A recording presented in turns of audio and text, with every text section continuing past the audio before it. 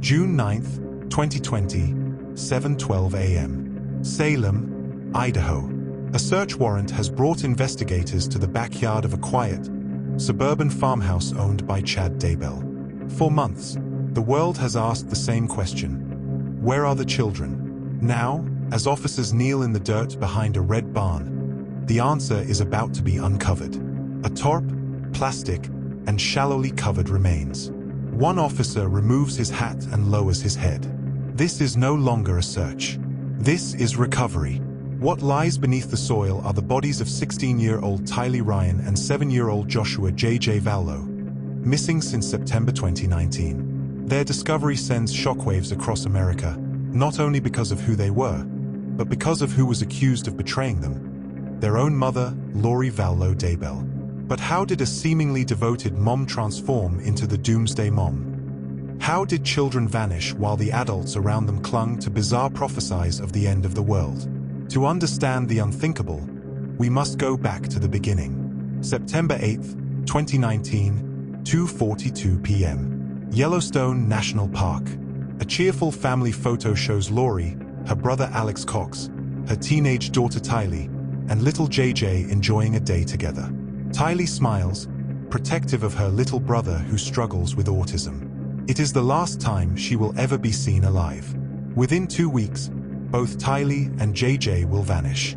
September 23rd, 2019, 8:35 p.m. JJ is seen for the final time, captured on a neighbor's security camera being carried into the townhouse where Lori was living in Rexburg, Idaho. By the next morning, JJ is gone. His service dog, Bailey, trained to calm his seizures, is abruptly returned to a kennel. To the outside world, Lori offers evasions and quick deflections. To those who loved the children, panic begins to take root. Behind closed doors, Lori is no longer the woman her friends once knew. She is immersed in the writings of Chad Daybell, a doomsday author who claimed to see into the spirit world. Their connection is immediate, obsessive. Chad tells Lori that dark spirits can inhabit bodies, turning people, even children, into what he called zombies. In whispered conversations and coded text messages, they spoke of purging the dark spirits to prepare for the end times. For Lori, this meant one chilling thing. Tylee and JJ were no longer her children. They were possessed. October 9th, 2019, 9:45 p.m. Fremont County, Idaho. Tammy Daybell, Chad's wife of nearly 3 decades, steps outside to see what she thinks is a prankster in her driveway. A masked man aims what appears to be a paintball gun at her. She runs back inside, shaken but alive. 10 days later, October 19th, Tammy is found dead in her bed. Chad claims she went to sleep coughing and never woke up. Within weeks, her body is buried without an autopsy. 17 days later, Chad and Lori are married on a Hawaiian beach. Friends say Lori danced in a white dress while ukulele music played. The children, however, are nowhere in sight. By November, JJ's grandparents grow desperate. On November 26, 2019, 11:45 a.m., Rexburg police conduct a welfare check. Lori smiles calmly, insisting JJ is staying with a friend in Arizona. When officers verify that is a lie, they return with a warrant. Lori and Chad are gone. They have fled to Kauai, where paparazzi soon capture them strolling on the beach, lay around their necks, smiling as the world screams. Where are the kids? Investigators dig deeper. FBI analysts trace cell phone pings belonging to Alex Cox, Lori's brother, who had always been close to her. On September 9th, 2019, the morning after Tylee was last seen, Alex's phone pings in Chad Daybell's backyard for over 2 hours. On September 23rd, the day JJ disappears, his phone returns to the same location. These breadcrumbs will lead authorities directly to the children's hidden graves. Meanwhile, Lori's calmness turns chilling. In intercepted jail calls, she refers to herself as a goddess, chosen to usher the 144,000 into the afterlife. She claims her children's spirits are gone, their bodies merely shells.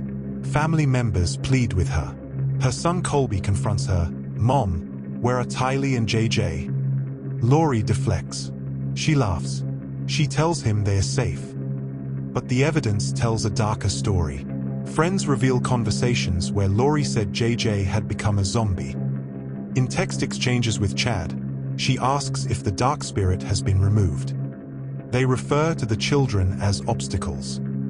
February 20th, 2020, 4:38 p.m. Lori is arrested in Hawaii for desertion and non-support of her children. In court, she appears perfectly styled, smiling as if the proceedings were a minor inconvenience. "Where are your kids, Lori?" reporters shout. She doesn't answer. Back in Idaho, prosecutors build their case piece by piece. Search warrants, digital records, bank accounts, all painting a picture of greed, obsession, and religious delusion. Chad and Lori, investigators argue, saw themselves as prophets destined to rule in the afterlife. Children and spouses who didn't fit the prophecy became expendable. Then, June 9th, 2020, the dig at Chad Daybell's property. Officers uncover charred remains. DNA confirms it is Tylee, dismembered and burned. Nearby, wrapped in plastic and bound with duct tape, is JJ. The scene devastates even seasoned investigators. One detective later admitted, "We've seen terrible things. But this was different. This was evil." The discovery turns speculation into undeniable horror. Lori's mask of control begins to crack. Chad is arrested that very day, pulled over on a country road as his adult children watch in disbelief. Both are charged with murder and conspiracy. The once smiling couple, dressed in white on a Hawaiian beach, now face cameras in orange jumpsuits.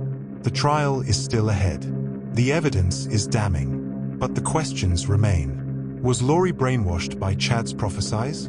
Or was she the driving force, cloaking her own ambitions in religious fantasy?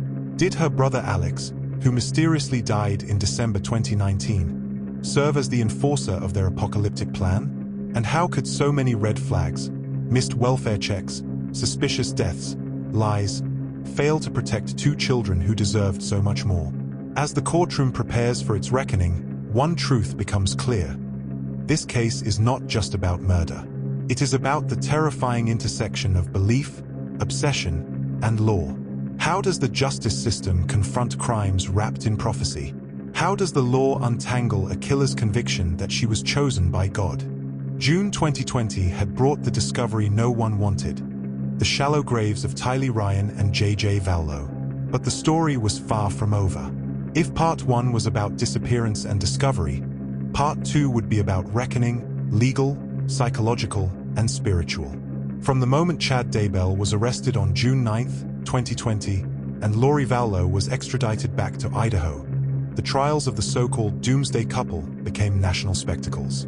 Every hearing, every motion, every new piece of evidence was dissected by a public hungry for justice and haunted by unanswered questions. October 2020, autopsy results quietly confirm what many feared. Tammy Daybell, Chad's wife of nearly 30 years, had not died of natural causes. She had been asphyxiated. What was once called a peaceful death was now ruled a homicide. With this, prosecutors tie together a chilling chain. Spouses, children, anyone standing in the way of Chad and Lori's apocalyptic vision, eliminated. April 2022, after multiple delays, Lori is finally deemed mentally competent to stand trial. Her demeanor in court is striking. Perfectly styled hair, calm smiles, as if she is the star of her own show, not a mother accused of murdering her children. Prosecutors argue that Lori and Chad believed they were gods in human form, destined to prepare the chosen 144,000 for the end of the world. Anyone deemed dark or possessed became an obstacle to be removed. The evidence is staggering. FBI cell phone pings placing Lori's brother Alex at the burial sites. Text messages between Lori and Chad about zombies and missions. Testimony from friends who recall Lori calling JJ a zombie. A pattern of insurance policies and financial gain following each death. And then, the most heartbreaking evidence of all, the testimony about the condition of the children's remains. Tylee, dismembered and burned. JJ, bound with duct tape. The courtroom gasps as forensic experts describe what was found in that shallow grave. Jurors sit frozen, tears in their eyes. Even seasoned court reporters look away. April 3, 2023, the trial of Vallow Daybell begins. Cameras are banned, but the details leak out like drops of acid. For 6 weeks, jurors hear about cult-like teachings, bizarre religious rituals, and the chilling absence of motherly grief. Lori's defense attempts to argue mental illness, but the prosecution is relentless. Obsession, greed, and manipulation were the real motives. May 12, 2023, 3:43 p.m. The jury files back into the courtroom. Their faces are solemn. The clerk reads the verdict: guilty of first-degree murder in the deaths of J.J. Vallow and Tylee Ryan. Guilty of conspiracy to commit murder in the death of Tammy Daybell. Guilty on all counts. Lori's expression doesn't flicker. No tears. No collapse. She sits upright, almost regal, as if the outcome barely touches her.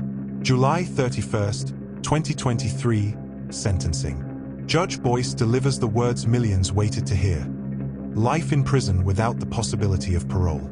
The courtroom is silent except for the sobs of family members. Colby Ryan, Lori's surviving son, speaks through tears, "You are not a mother." Because real mothers protect their children. They don't kill them. But even as Lori's fate is sealed, the story is not over. Chad Daybell awaits his own trial. Prosecutors are seeking the death penalty. His adult children, who once defended him, now sit divided, unsure if the man who raised them could be the monster described in court. The psychology of this case has left experts baffled. Was Lori brainwashed by Chad's doomsday prophecies, or was she the mastermind, using his beliefs as cover for her own desires? Did Chad truly believe in zombies, or was it all a convenient theology to justify murder? And what of Alex Cox, Lori's brother and enforcer, who mysteriously died in December 2019 from what doctors called natural causes? Was his death coincidence, or another thread cut to silence the truth? For the community of Rexburg, the trauma lingers. Parents lock their doors earlier. Teachers keep closer watch on their students. The haunting question remains: how could 2 children vanish for so long without the system stepping in sooner? How did the law allow months of evasion, even as grandparents and relatives begged for welfare checks? In the end, the murders of JJ and Tylee were not only a crime against a family. They were a crime against trust itself, the trust we place in parents to love their children, the trust we place in spouses to protect one another, the trust we place in belief not to be twisted into violence. And yet, there is one final image worth remembering. Not Lori in her wedding dress on a Hawaiian beach. Not Chad in handcuffs on the side of an Idaho highway. But the photographs of JJ, grinning with his service dog, and Tylee, smiling with protective arms around her little brother. They are not just victims. They are lives that should have been lived, stolen by those who claimed to love them most. Here at Crimes Uncoded, we're not just telling crime stories. We're breaking down the legal codes that define them. Make sure to subscribe, because next up, the perfect murder and the law that couldn't touch it.